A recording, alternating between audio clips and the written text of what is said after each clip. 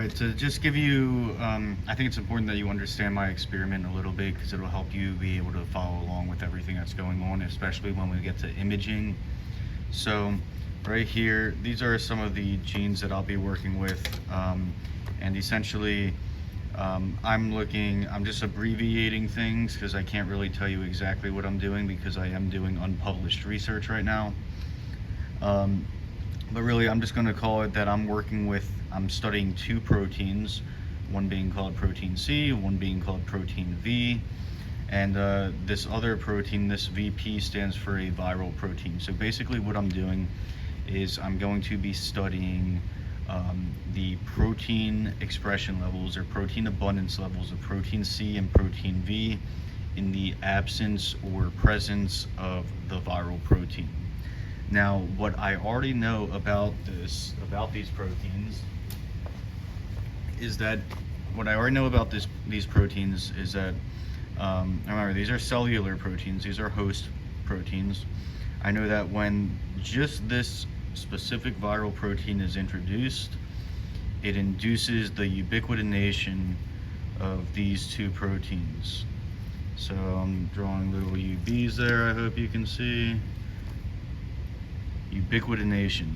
So, and if you know anything about ubiquitination, is basically these ubiquitin proteins are smaller proteins that can basically form polyubiquitin chains, so long chains of the same ubiquitin molecule over and over again, and those will be attached to these substrate proteins.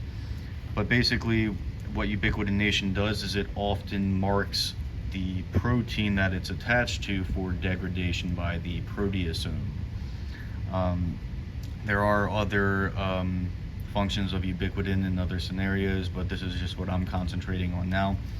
So basically, I know that in the presence of my viral protein, that both wild type protein C and wild type protein V are going to be ubiquitinated and degraded. So on my Western blot, I would expect to see something like this in the absence or presence of the viral protein. So I'll just do minus and plus for minus viral protein and plus viral protein. So I would expect to see, of course, expression levels of protein C, and then maybe very reduced amounts of expression when the viral protein is present, because it's causing the ubiquitination and degradation of protein C. And this would be what I would expect to see for protein V also, again, only when I'm talking about wild type. I'm mentioning wild type because the other part of my experiment is I basically have tagged versions of both of these two proteins. Right now, my lab is hypothesizing that protein C is being ubiquitinated at specifically the N-terminal end of the amino acid sequence. Same with protein V. We're hypothesizing that this ubiquitination is taking place at the N-terminal region of the protein sequence, of the amino acid sequence. So we think that the viral protein is inducing ubiquitination to occur at the N-terminal ends of both of these proteins, and we're trying to be certain of that. We're trying to make sure, we're trying to confirm where this ubiquitination is actually taking place on these proteins in the presence of our viral protein. So what we did was we now have these genes also separately, but with a flag tag. So flag tag on the N-terminal region. So I'm just going to do one example of protein C here. So we now got protein C. It's the wild type sequence, same thing, except we have a little flag tag going on here now. And that flag tag is functioning in our experiment to block the ubiquitination. So ubiquitin can't bind over here now. So in the presence of the viral protein, of course. So what would this Western blot look like? Of course, in the In the absence of the viral protein, we would see the same thing. We would see strong abundance or high abundance of protein C, but now we are expecting there to be no ubiquitination, and therefore, if it's not ubiquitinated, it can't be degraded. So if we're right, if our hypothesis is correct, in that the protein C and protein V are being ubiquitinated at their N-terminal regions, we would then see something like this.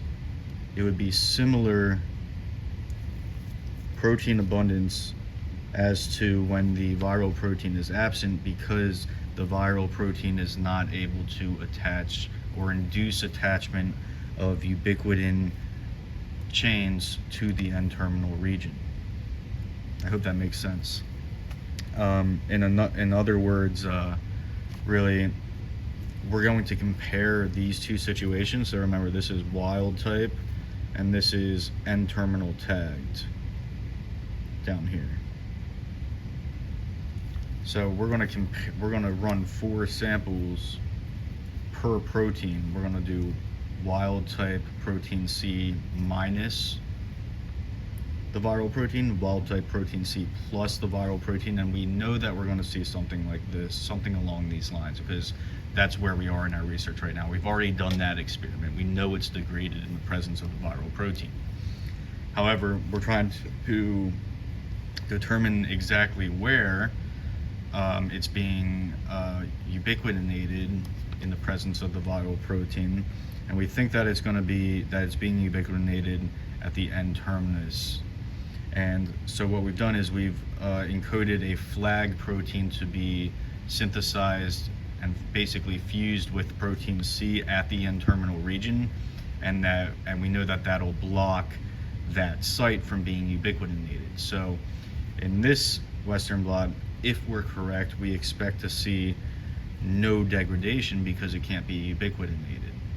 So if we were to see results like this, both of these together in my Western blot, which I'm going to do for you, then that would indicate our hypothesis is correct and that this viral protein is specifically inducing the ubiquitination of the N-terminal end of protein C.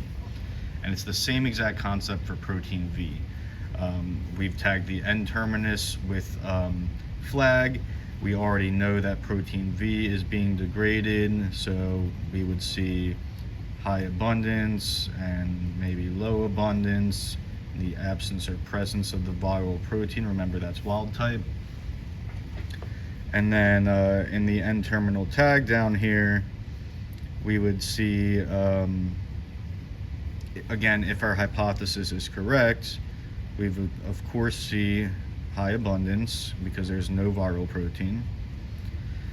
But then we would see, if our hypothesis is correct, we would see about the same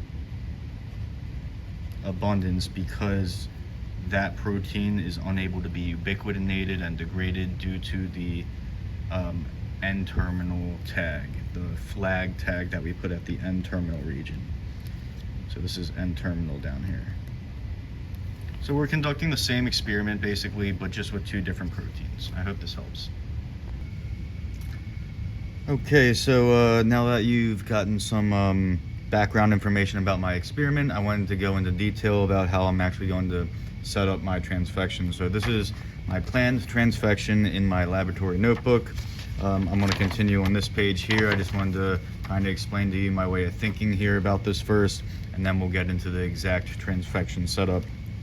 So first, we're going to be comparing 2 proteins, their wild type versions and their N-terminal tagged versions, and in the absence or presence of a viral protein. And we're going to see if basically the N-terminal tagged versions are less degraded in the presence of the viral protein, which would indicate that the viral protein is indeed ubiquitinating or inducing the ubiquitination of our proteins of interest at the N-terminal regions. Because remember, our flag tag is going to basically block the ability for the N-terminal region of each protein to be ubiquitinated. So The way that transfections work is we have what's called serum-free media. That's what SFM here stands for, and that's just essentially DMEM. So Dolbeck's modified Eagle medium, so standard cell media. At least, for these cells that we're transfecting, since we grow them in DMEM, we'll be using DMEM. And that'll be just serum-free media, meaning there's no serum. So remember, standardly when we maintain cell lines, we add fetal bovine serum to it. So the fact that we're using serum-free media, it's going to just indicate that we did not add any serum, or we did not add any fetal bovine serum to it. Fetal bovine serum is the same as FBS, if you have heard of that.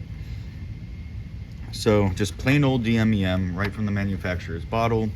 We just have a 50 ml conical tube with it in it, and basically what we're going to do is we're going to add a total of 150 microliters of serum-free media to different wells of cells. So these numbers up here, I want you to think of each number, and then we've got what's going into them. Each number will represent a different little well of cells. So a different little sample of cells that we will be transfecting, and then of course we'll be comparing the protein abundance and the protein abundance of protein C and protein V. So in the first, just to explain my experiment, in the first well of cells, we're going to add an empty vector. Remember, pcDNA is our empty vector. Vector just meaning a circular piece of DNA, and all of these other genes that we're transfecting in are also in the same vector, the pcDNA, except that their versions also have that gene of interest encoded in them. So it will just be, so for example, in the viral protein gene that we're adding, it's still in the pcDNA, it's still in the pcDNA vector, except that vector is just a little larger because it's also got the viral protein gene in it. So that's the only difference. The only difference between each of these is the presence of whatever gene that we're adding in. So the reason why we're doing a pcDNA by itself in some of these is because we want to show that there's a difference strictly due to whatever gene is being transfected in. So for example, importantly with the viral protein one, we want to show that any difference we see in protein C in between these two trials is strictly due to the presence of the viral protein gene. So another way you could think about it is we need to add the same amount of DNA to each trial. We can't just exclude pcDNA from here, because someone could argue that the amount of DNA, we didn't have this, someone could argue that the amount of DNA is different between trials, and maybe for some reason that's why we're seeing less protein C in the presence of the viral protein. So by keeping the amount of DNA the same, we're also helping to ensure that any difference we see in protein C abundance in the presence of the viral protein is strictly due to the viral protein gene. So that's just the whole concept. So again, we're doing the wild type versions of each protein, protein C wild type minus and plus the viral protein, protein C N-terminal tagged here, minus and plus the viral protein, so that's a plus there. Protein V wild type minus the viral protein, so that'll get the pcDNA, and plus the viral protein, so that'll get the pcDNA with the viral protein gene in it. And then the N-terminal tagged versions of protein, the N-terminal tagged version of protein V minus the viral protein and plus the viral protein. And then of course we'll be comparing basically these four trials to each other. We'll expect to see degradation of protein C wild type in the presence of the viral protein, and hopefully we'll see recovery, or in other words, less degradation of protein C N-terminal tagged protein C in the presence of the viral protein than compared to this trial. So we would expect to see these to be somewhat similar, since they're both basically just overexpressed protein C by itself, or overexpressed protein C or overexpressed N-terminal tag protein C by itself.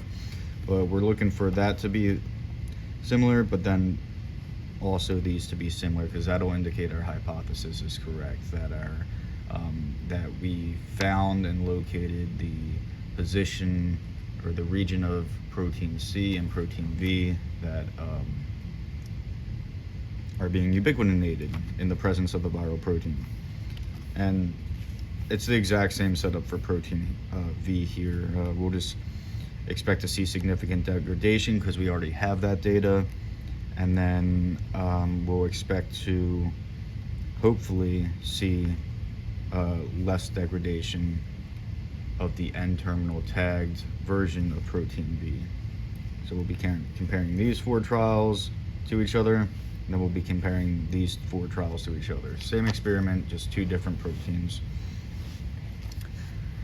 Now, we know what our concentrations of our DNA stocks are. I've already diluted them all to make them all equivalent to 100 nanograms per microliter. So all my stocks are at 100 nanograms per microliter. If anyone doesn't know, try to zoom in a little for you there. FYI, 1000 nanograms is equal to 1 microgram, and it's pretty standard in our lab for us to, at least in 6-well plates, which I'll be doing, to transfect about 1 microgram of each DNA into each well of cells.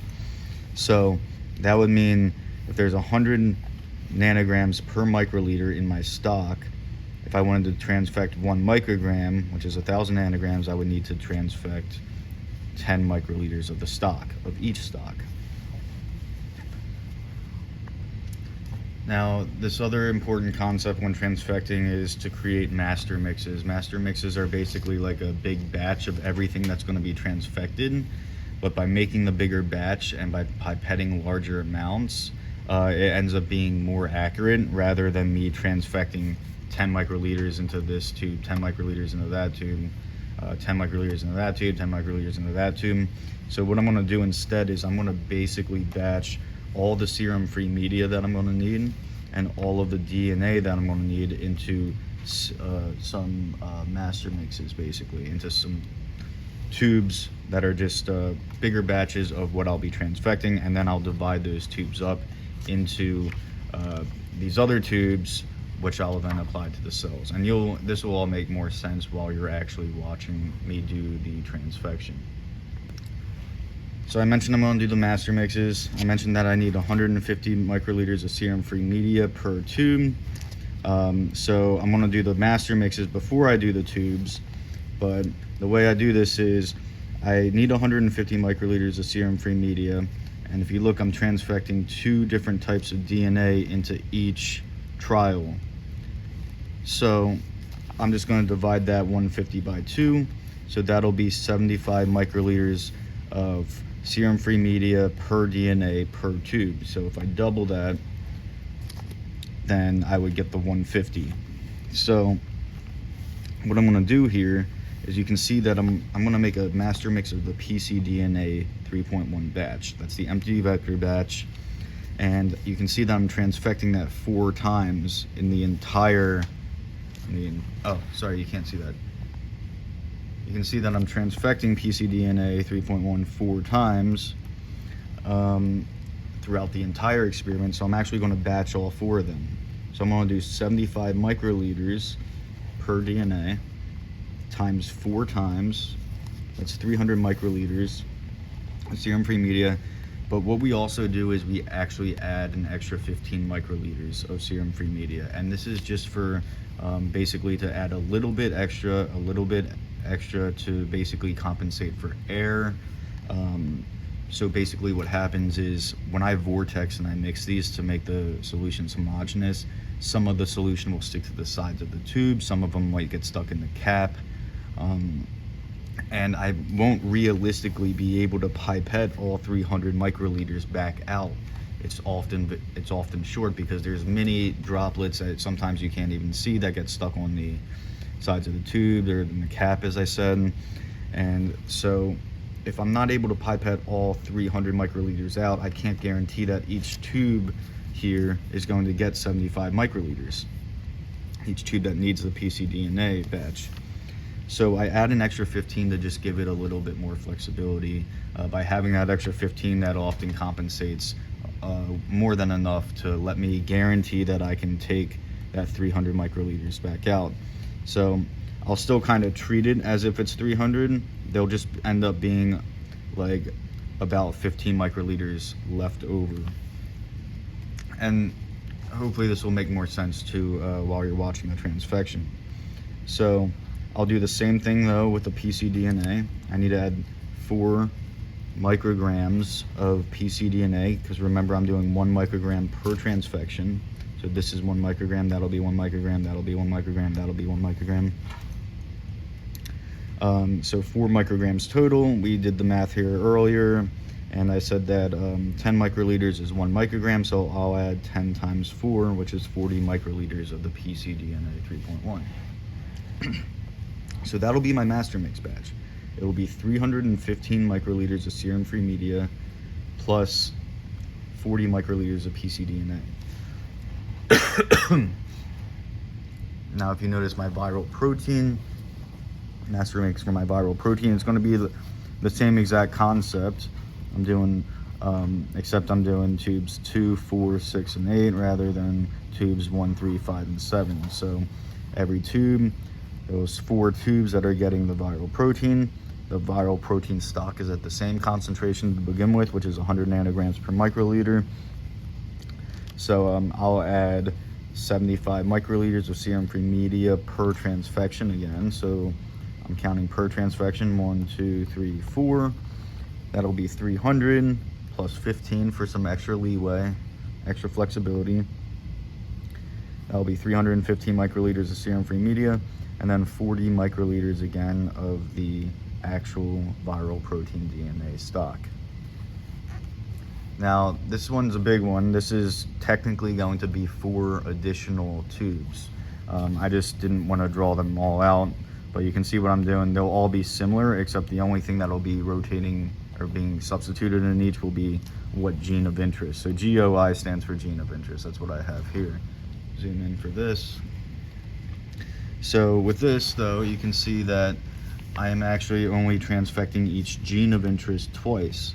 So wild type protein C twice here, N-terminal tagged protein C in tubes 3 and 4, wild type protein V in tubes 5 and 6, and then N-terminal tagged protein V in tubes 7 and 8. So each one gets 2 transfections. So I'm going to do 75 microliters again of serum-free media times 2 this time, which is 150.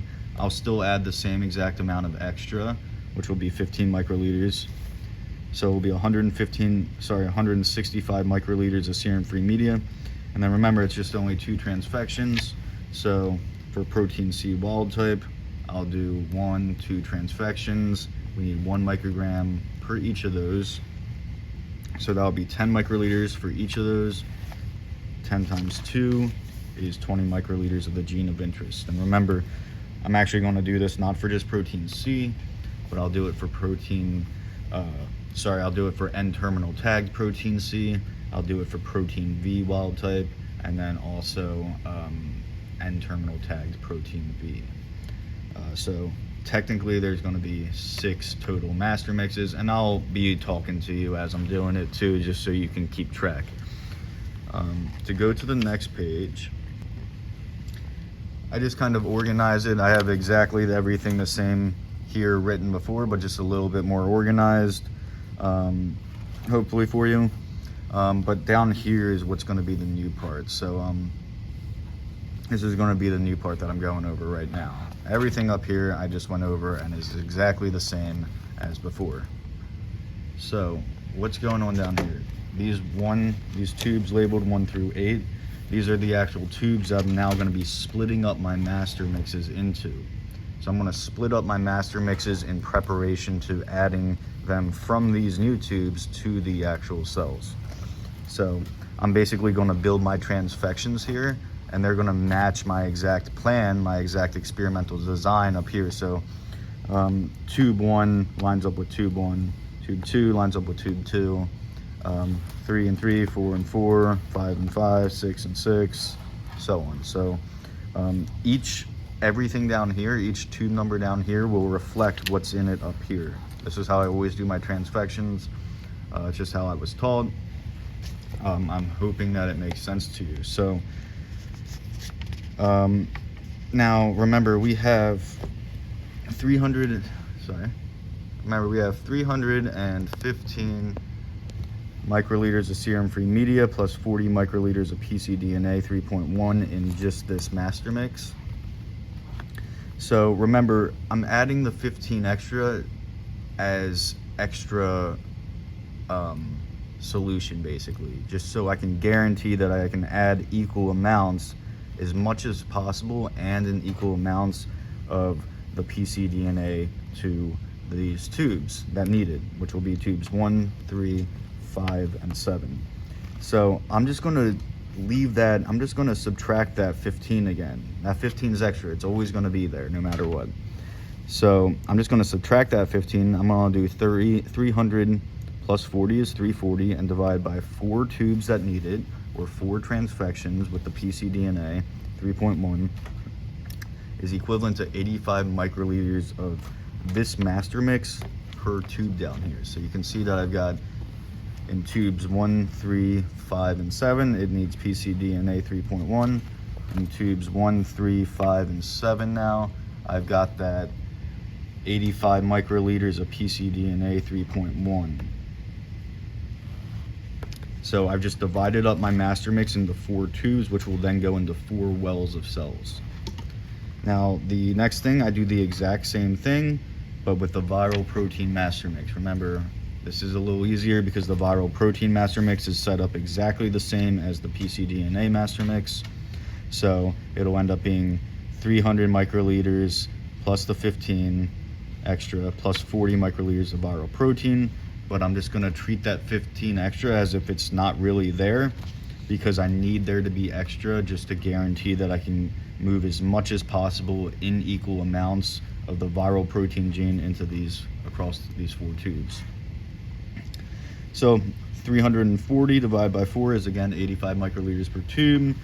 Again, we know that the viral protein is going into tubes 2, 4, 6, and 8. And I have that right here, 85 microliters of viral protein in tube 2, 4, 6, and 8 right there. And remember, this one's technically four master mixes, and it'll be a little bit easier to tell that when, of course, when you're watching me do the transfection. But in this case, I'll do 150 plus 15 extra serum-free media, then 20 microliters of each gene of interest. So let's just pretend that this is just for protein C wild type. I'm going to forget about that 15 extra again. And so 150 plus 20 is 70, divided by 2 is 85 again. So I will do 85 microliters per tube of protein C wild type. We look up at our experimental design, protein C wild type is going into tubes 1 and 2. And I've got protein C wild type, that 85 microliters of protein C wild type going in tubes 1 and 2. So that arrow, it just means that it's also going in that tube. And then the same exact thing, these other 3 master mixes for N-terminal tagged protein C, wild type protein V, and then terminal tagged protein V will be set up the exact same way as the one I just went over, as this one right here. So, and it will just end up being the same thing, except in the different tubes, of course. So N-terminal tagged protein C is going in tubes 3 and 4. We'll end up with the 85 microliters of N-terminal tagged protein C in tubes 3 and 4, just there. Protein V wild type is going into 5 and 6. It'll be 85 of protein V wild type in tubes 5 and 6. And then finally, N-terminal tagged protein V is going into tubes 7 and 8. Again, remember, everything matches. N-terminal tagged protein V in tubes 7 and 8 right there. There you go. So what's this last thing down here? PEI. I think it's pronounced polyethylenamine, and basically that's going to be our transfection reagent. So there's a couple main transfection reagents out there. The main ones I'm familiar with are PEI, but there's also one called lipofectamine that's actually that's very common also. So PEI is actually basically, so now you can envision that we've got our serum-free media with our DNA, our appropriate DNA stocks in 8 separate tubes now. Got our experimental design set up basically. Now we need to add PEI, and what that PEI is going to do is basically that'll bind to all of the DNA that's floating around in the serum-free media in every tube. And the PEI is what's actually going to facilitate the cells to uptake all that DNA. And then what happens after that, we know they'll start transcription and then translation. And then the transfection is going to be for 48 hours.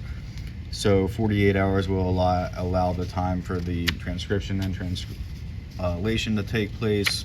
And then we'll be lysing the cells, preserving the proteins though, and we'll be studying the abundance of the proteins through Western blot.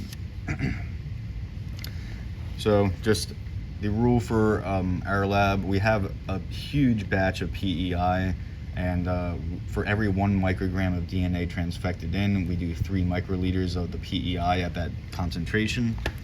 So as I said before, we're doing 2 micrograms total of DNA per trial between what's being transfected in. So remember, each one's at 1 microgram. So it's 2 micrograms total. So we will add 6 microliters of PEI into every single trial, and I've got that written down here. So that's my plan. I'm literally gonna have 8 tubes in this exact order, and I'm just gonna build them exactly I have it written down here. I use this as my map. I do that every time, and I'm literally just gonna go across. I'm gonna do, okay, I'm gonna make my master mixes first. I'm gonna knock out the pcDNA master mix, 85 and 1, 3, 5, and 7. Then I'll knock out the viral protein, 85 in tubes 2, 4, 6, and 8.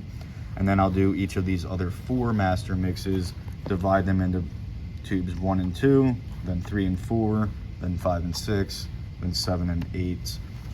And then I'll add PEI last. PEI is always the last thing that we add for our transfections.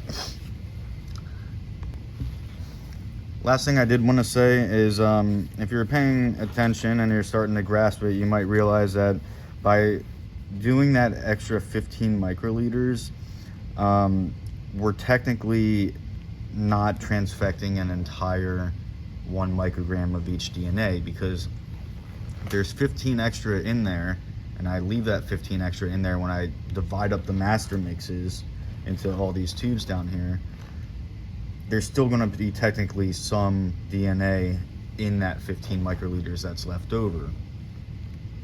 And again, that 15 microliters can vary. It might be exactly 15, it might be a little over, it might be a little less. It just depends on small intrinsic pipetting errors. Again, I'll be vortexing, so it'll depend on if any's stuck on the sides of the tubes, just stuff like that. But we're not technically doing 1 microgram, but the most important concept that we are doing by doing that extra 15 every time is that it guarantees that no matter how much we're transfecting, that exact same amount of each DNA is going into their respective tubes. So maybe it's not 1 microgram exactly, maybe it's 0.95, but I would know that there's 0.95 micrograms of each DNA going into this tube, as that tube, as that tube, as that tube, and so on. So that's the most important thing that has to stay the same. The amount of DNA has to be staying the same, and we know that it's going to be about 1 microgram per DNA. I hope this helps, guys. I'm actually going to do the transfection now. Yeah. Okay, so for this transfection, just gonna tell you what I've got here. I've got my serum-free media, which is just the regular DMEM. Again, that's just regular DMEM straight out of the manufacturer's bottle. Nothing changed to it. It's literally in a conical tube. Now I've got all my DNA stocks here, if you can see. I've got the pcDNA 3.1, that's the empty vector. I've got the viral protein. I've got the protein C wild type, N-terminal tagged protein C, protein V wild type, and N-terminal tagged protein V. They all say 0.1 because they are 0.1 micrograms per microliter. So remember, a microgram is 1,000 nanograms, and I have all my stocks at 100 nanogram per microliter batches, or 0.1 micrograms per microliter batches. If you haven't already done so, I really strongly recommend you rewind a little bit and take a picture of what I have written on my lab notebook, my experimental design, my plan, my map, the information about my master mixes, and everything that's going to go into each tube that I'm going to do for this transfection before proceeding. It'll really help you understand everything that's going on. If you're comparing that, pausing the video when you need to, and comparing that, all that stuff in the book to what I'm actually doing here, because I know you can't see it in my book right now. And then finally, I've got the PEI. So remember, that's the transfection reagent. That's what's going to actually bind to all the DNA in the serum-free media. I'm going to let that incubate for about 20 minutes just here in the hood at room temperature, just so all the PEI can bind. And then I'm just going to drop them on my cells.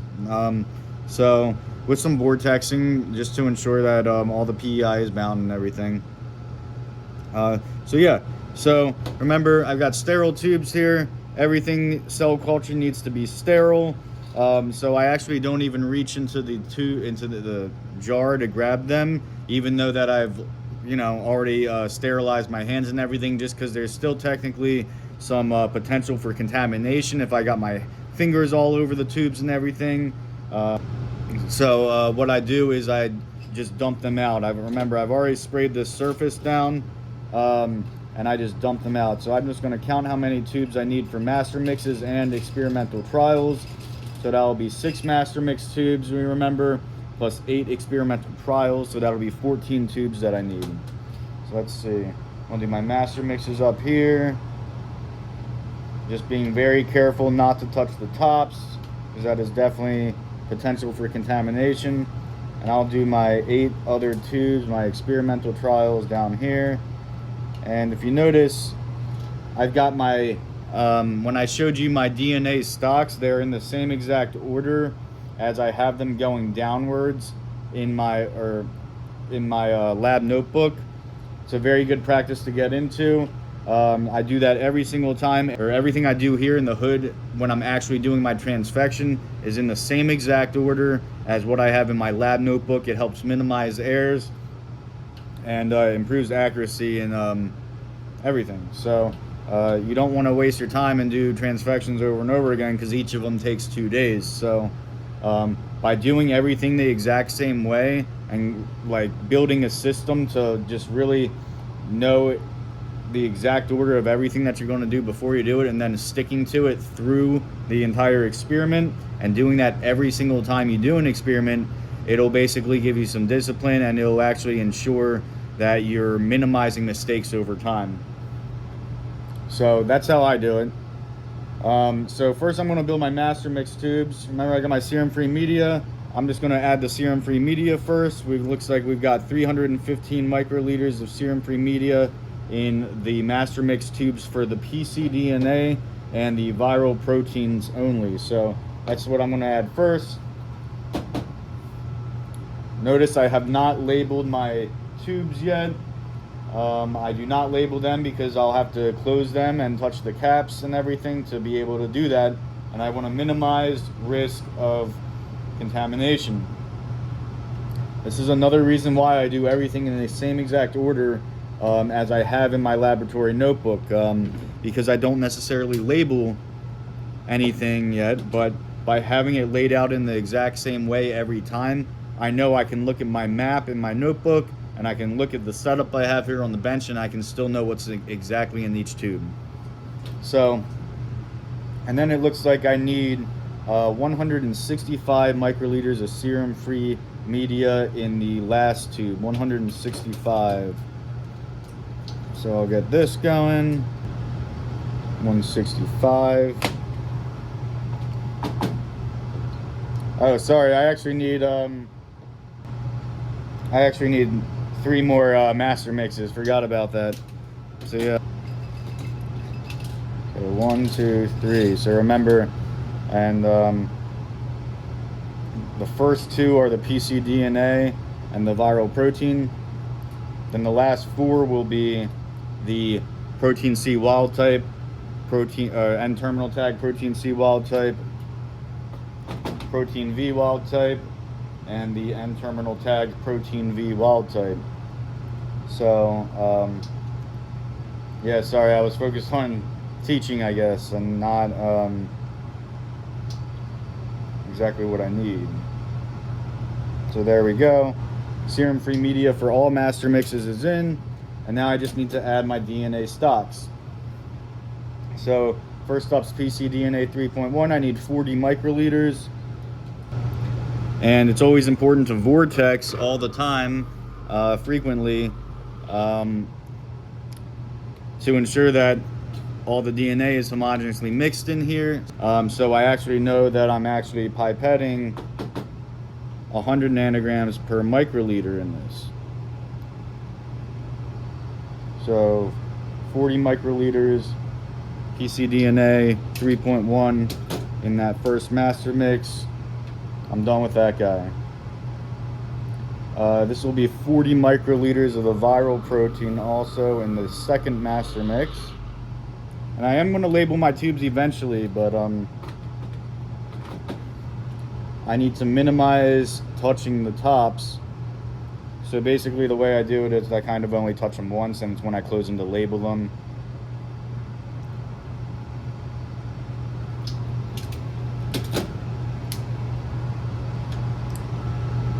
And honestly, I can close them right now. I can close the first 2 at least because they're done. There's that. Now let's see, I need 20 microliters of each gene of interest in the other 4 tubes. So 20 microliters.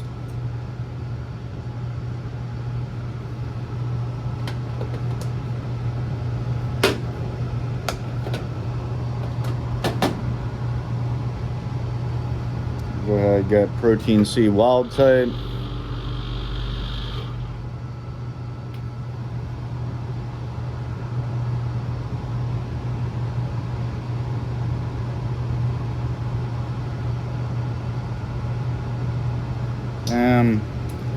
And I'm just going to do the same thing for the rest of my tubes. So protein C wild type master mix is done.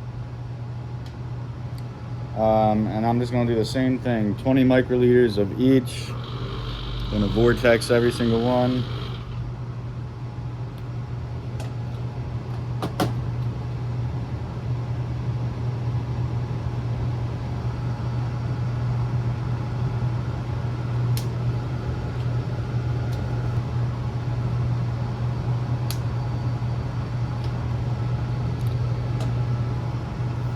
Protein V wild type.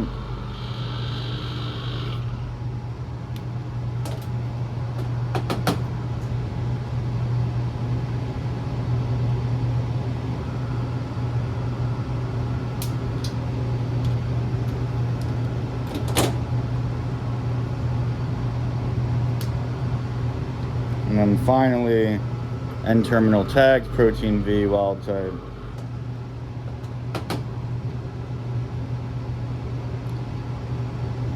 And that completes my master mixes. So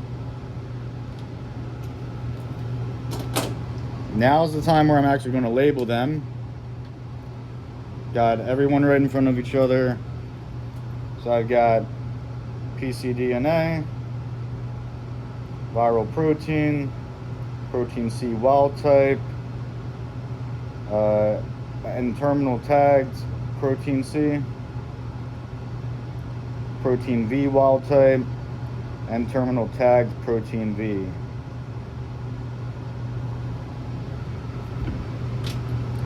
So we can ignore this top row now. That's my stocks. I've got my master mixes up front here. So now I'm just going to look at my map, and I see that 85 microliters of the PCDNA master mix will go into tubes 1, 3, 5, and 7. So I'm going to make sure to vortex this very well, of course. Everything has to be homogeneously mixed, so I know that I'm really getting an even distribution of the PCDNA in all tubes that get PCDNA. So I need 85 microliters. Remember I said it's how some can stick to the tops and stuff. I'm not sure if you can see, but there's a couple small droplets. There's some on the sides too. And sometimes it's really hard to get them all down, and that's why I do that 15 microliters extra, because extra every time, because of them sticking to the sides, because of it getting stuck on the top, I'm not guaranteed to be able to get the full amount that I put into the tube initially back out of it. And actually push some of these down. 85 in tubes 1, 3, 5, and 7. Remember, nothing is in my tubes yet, and they are sterile, so I can just do it without changing the pipette tip for now. And there's a tiny bit left you can see in this tube, some on the side, some in the bottom, and that's basically adds up to that, maybe adds up to that 15 microliters extra that I add. So this is trash. So you got 1, 3, 5, and 7. Now the viral protein master mix. Vortex that real well. And this is going to go 85 microliters in tubes 2, 4, 6, and 8. So 85. Remember, I still haven't put anything in tubes 2, 4, 6, and 8 yet, so I can still get away with not changing my pipette tip, so that's fine. 2, 4, 6,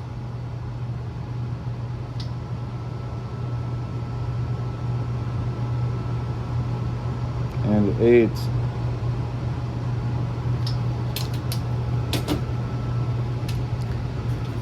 Let's see. So next up, we've got the genes of interest, the protein C and protein V, and their N-terminal tag versions. So I've got in my map, I'm doing 85 microliters again.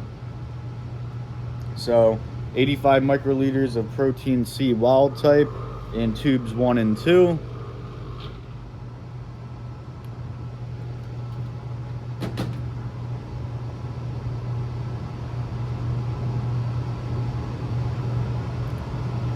And now get this, I do have to definitely change the pipette tip now, because I've got stuff in both of these tubes, and they are different.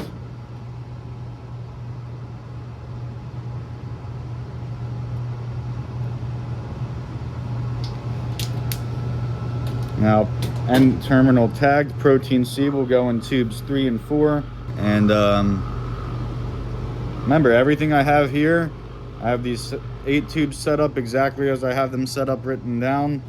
So I know, regardless of whether they're labeled or not right now, I know exactly what's going into every single tube right now, and I can keep track of where everything is. This is tubes 3 and 4. And that is N-terminal tagged protein C.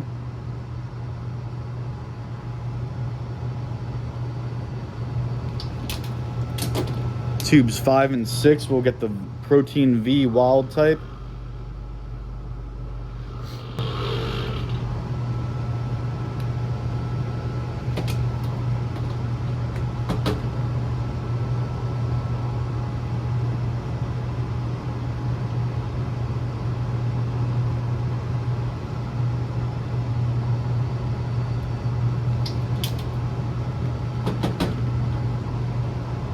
Tubes 5 and 6 getting the protein V wild type. And then finally we know that tubes 7 and 8 are going to get my my N terminal tagged protein V.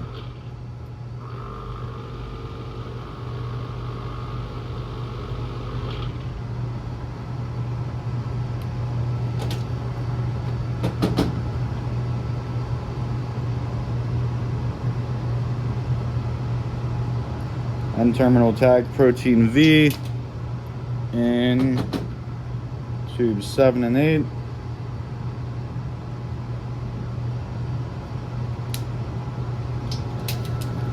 And then last thing we need to add, remember, last thing that we add during transfections is the PEI. So I'm going to add PEI 6 microliters, remember, to every single tube right now.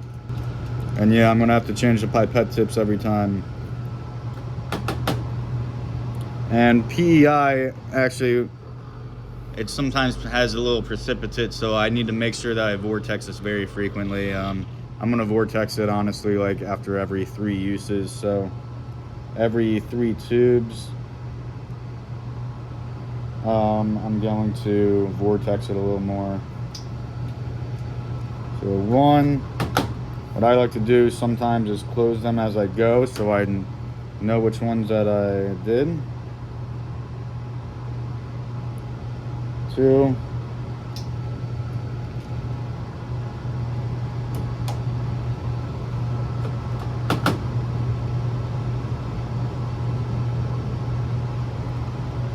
3.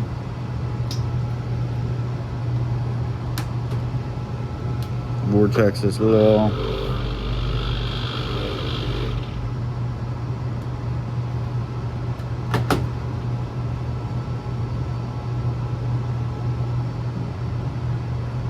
4.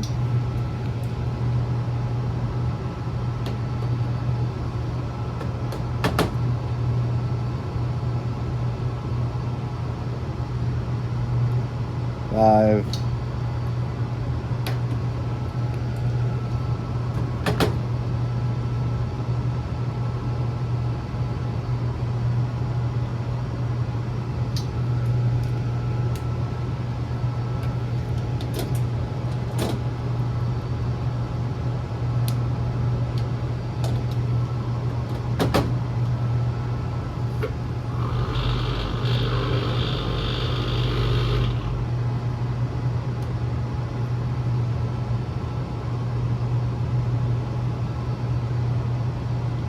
'Member, I'm changing pipette tips every time because I can't contaminate my PEI stock either, you know. And 8.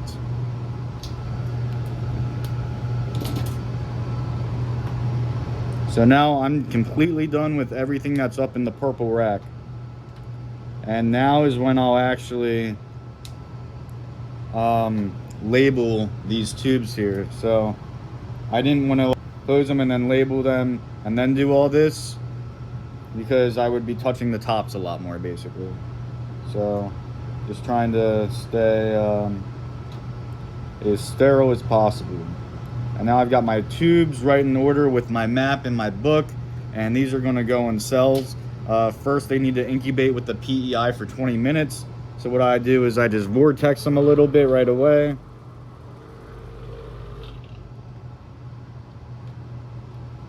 I've got them labeled now, and I'm going to let them sit for 20 minutes, and about halfway through I'm going to vortex again.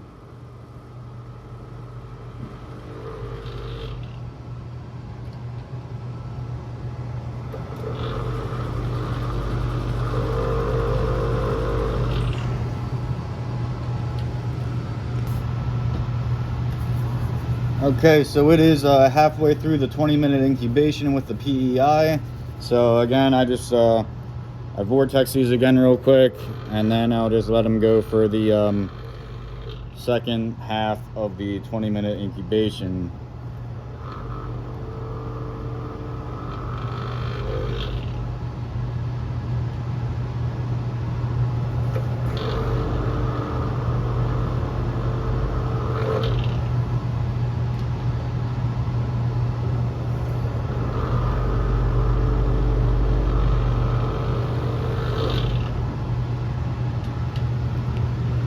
So the first thing I did was I got my cells out of the incubator. I labeled them in the exact same order that I got everything in my lab notebook, just to keep that consistent. Also, I think it also helps minimize errors. Just keeping everything in the same order everywhere you do it for an experiment will help minimize errors all the time, and especially when you do it for every experiment that you do across time, it'll also help minimize errors over time. So yeah, I labeled my 293 T cells. If you wanted to see how I plated them and went about plating them, you can go ahead and look at my passing and plating video. I have it linked in the description. And then again, I'm doing this transfection for Western blot, so if you want to look at the Western blot video, please look at the Western blot video link in the description also. So and then also I'm making a video where it combines the full spectrum, so I'll give you all 3 videos in one video so you can really get a feel for how the entire process is done, from passing and plating to transfection the next day, and then 48 hours later harvesting, and then finally Western blot. So there's an individual video for passing and plating, there's this transfection video, and then there's harvesting video, and then Western blot video, but then also one video that has all of them back to back in order in which they occur. So yeah, so after the 20-minute incubation, I just do one last vortex real quick, and then literally I'm just going to drop them on my cells. So the way that I figure out how to put how much of these mixtures on my cells is to basically just add up how much volume that I have in all of the entirety of each mixture, and then I subtract 15 microliters, because remember, I need to leave a little extra room in case there's some stuck to the side, stuck to the top, etc. I need to leave a little bit of extra leniency, in other words, to like basically accommodate the possibility that the pipettes might not be technically pipetting the exact amount that's on their display, as each pipette has like a 2% error rate, plus or minus. And then also the fact that some of the mixtures can get stuck on the sides, and by subtracting that 15 microliters from the total volume that I added in there, it'll guarantee that I add the same amount of all DNAs to each cell well. So first one, I'll just add up 85 plus 85 plus 6 is 160, 170, 176 minus 15. So I'm going to add 161 microliters of every single mixture that I just prepped onto my cells in each appropriate well. So 161 we said.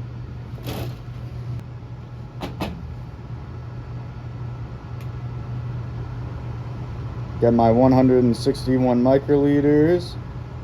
Again, there's a tiny bit left over in the tube, which is expected. And then that is my protein C wild type minus the viral protein, but with the empty vector pcDNA 3.1. So I just literally take that 161 microliters and I will just drop it on the cells.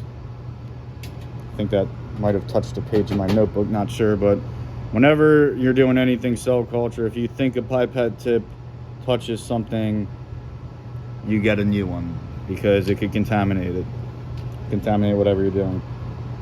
Tube number 2 is protein C wild type plus the viral protein. That's what I'm adding to the second well there.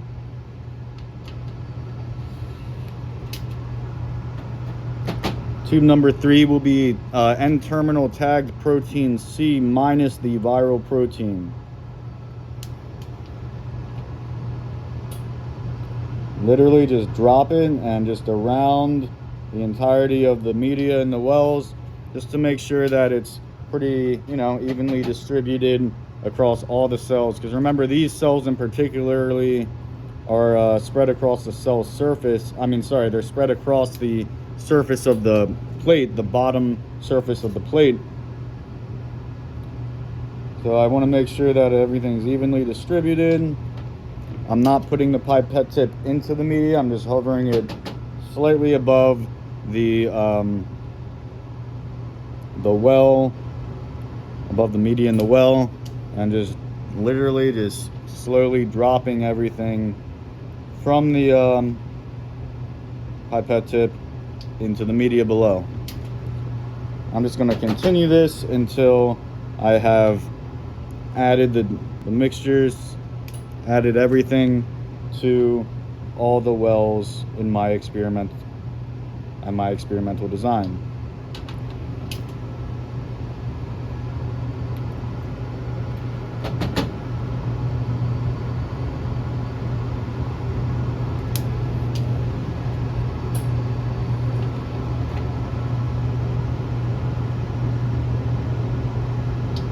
And I have a couple extra wells here, just extra ones in my second plate. I'm not going to add anything there. They're just extra wells. Nothing's going to go into them. And that's the last well. And yeah, that's it. After that, I'll just basically give these a little, just a little rock back and forth to just kind of circle the media inside of it a little bit. Not vigorously, because I don't want the cells to detach, but just to make sure that everything that's being transfected in, all that DNA, is evenly distributed across the cells. So all of them, the efficiency of the transfection remains the same throughout the entire well of cells for every well. And this is just going back into the 37 degrees Celsius incubator for 48 hours now before I harvest. Okay, so that was my transfection. I'm going to clean up a little bit. And remember that I have those other videos linked in the comments section. This is all in preparation for a Western Blot. Please, if this video helped you at all or gave you any valuable information or you learned something, please consider subscribing. It really helps out. I will definitely look forward to looking at any comments that you may have to see if you want me to make any other videos about any other laboratory techniques that are common, or any cell and molecular biology pathways, or anything related to the field, basically, that I could maybe help you out with. So please like and subscribe. Glad you guys are watching as always, and please keep an eye out for the next video.